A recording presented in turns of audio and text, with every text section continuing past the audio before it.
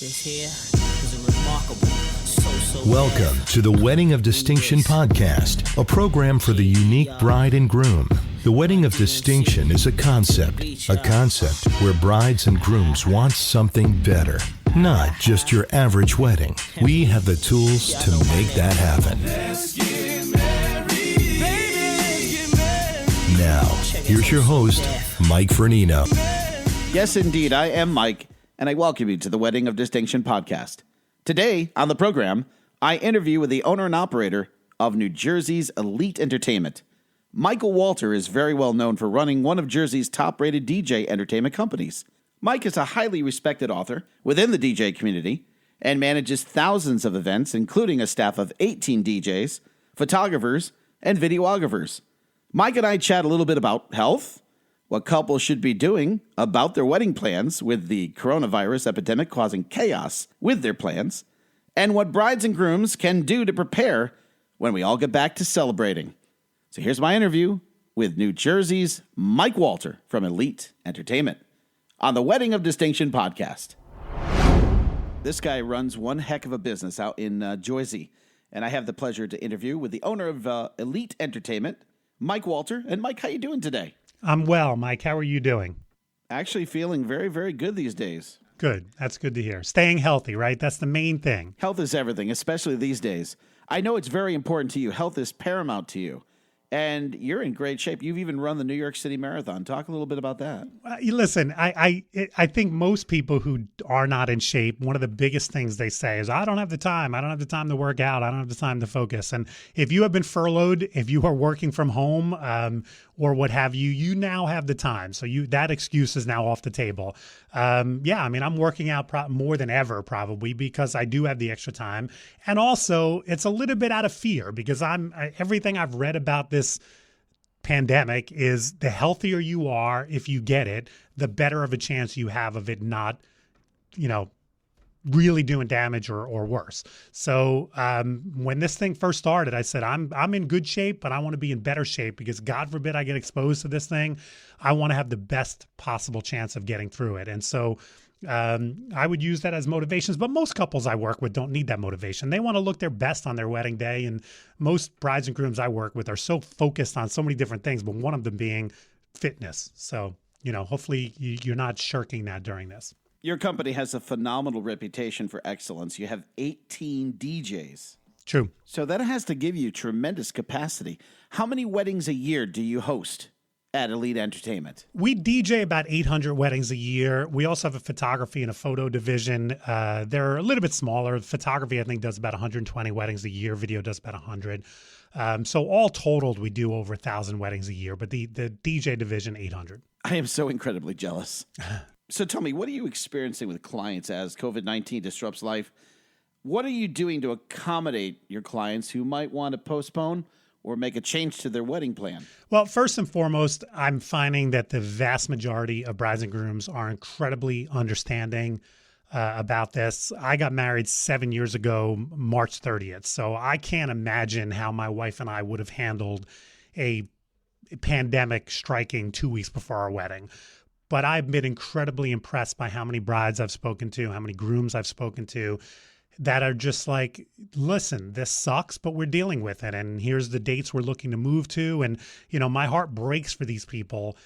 And yet so many of them are just, you can tell they're emotional about it and they're frustrated, but they're handling it. So tip of the cap to everyone who's been totally patient in dealing with all of them. And, I think my best advice is just work with your banquet hall, find a few dates that you can move to, and then work with your other vendors and find out which of those few dates works for everyone. Okay, advice for couples that they're working with a solo operating DJ, meaning no extra staff available, just that one person. And after a change of date, that DJ cannot accommodate them on their new date. What do you suggest?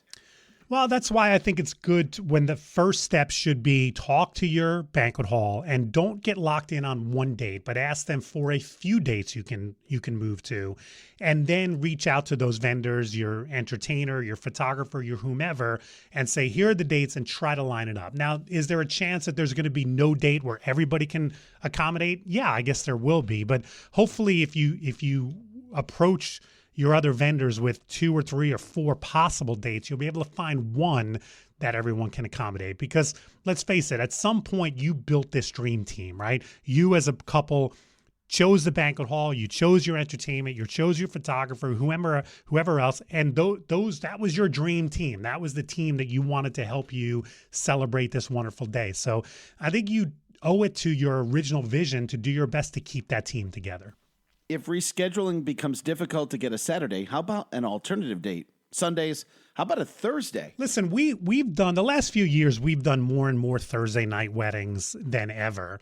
And so and we've had a great time. I mean, I can think of some Thursday night weddings I did last year in 2019 that were off the chain, that were fantastic. I did a Monday night wedding last year that was off the chain.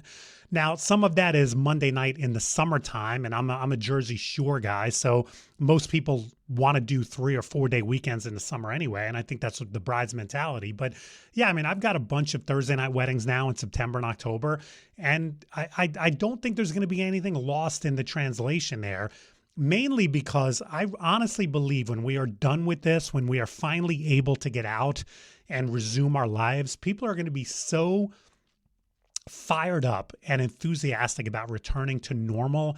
I think the weddings that we do post coronavirus are going to be some of the best weddings we've ever done. Whether they land on a Thursday night or a Saturday night or a Sunday, it doesn't matter. I think most people are going to be pent up and just want to get out. What's the term? Cabin fever. Most of us are suffering from cabin fever. We just want to get out there. But B, I also think a room full of your loved ones who are well aware that this celebration should have happened 4 or 5 months ago, but it didn't because of this horrible tragedy that we're all going through. I think that room full of people is going to be more inspired than ever to help you have a phenomenal celebration. So don't hesitate. If the best day that you can move your wedding to is a Thursday night, don't hesitate because, are people really going to want to come out and celebrate on a Thursday night? Yes, I believe that they will. Adaptation is key. Couples are so busy. Zoom conferencing, which is what we're using here, is bringing convenience to connecting. Do you have ways to meet and wedding plan outside of coming into your office? Yeah, Mike, it's something we've already offered to our clients, pre-pandemic. We would offer either come into our office to meet with us or, we could set up a phone call or a Zoom call.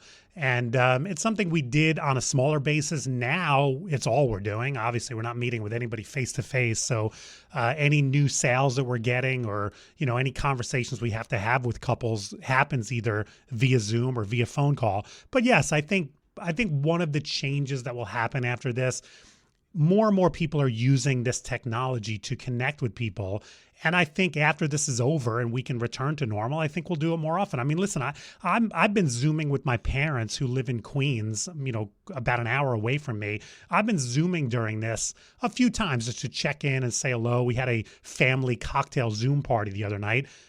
Why does that only have to happen during a pandemic? Well, I'll probably Zoom with my parents more often after this is over just because it's not easy to get in a car and drive an hour to go see them. But, I can turn on Zoom and my parents know how to use it now and we can see each other, quote unquote, for 20 minutes and say hello. So I think if there is a silver lining in this whole thing, I think platforms like Zoom being, people using them more and realizing how convenient they are will be incorporated not just professionally, but personally. And the Zoom stockholders are happy.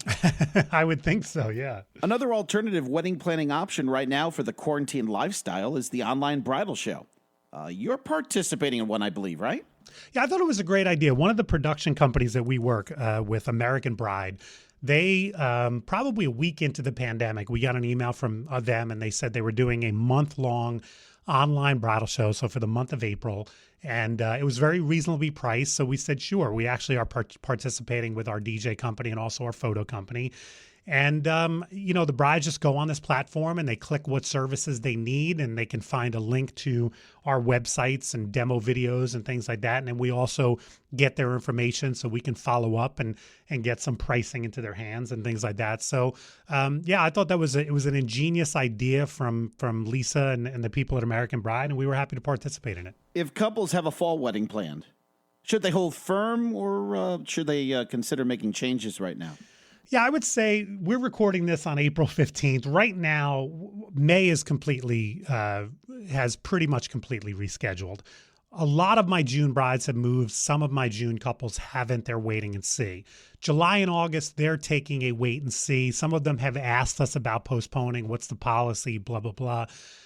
September and October is pretty much holding firm, and I would suggest that. I firmly believe, and I don't think I'm being just naive about this, but I firmly believe we'll be back to normal by then. And I put normal in air quotes, even though you can't see it. But I think we'll be back to being able to celebrate in groups of 150 to 200 by then. So I would hold firm. I don't think it hurts to ask the question, what will happen if, just to find out what your vendors and what your wedding professionals, what their policy is. But right now, if you're in September or October, understand this, there are some couples moving to your date. So why would you move away from it? Michael, how can the listeners of my program get in contact with you?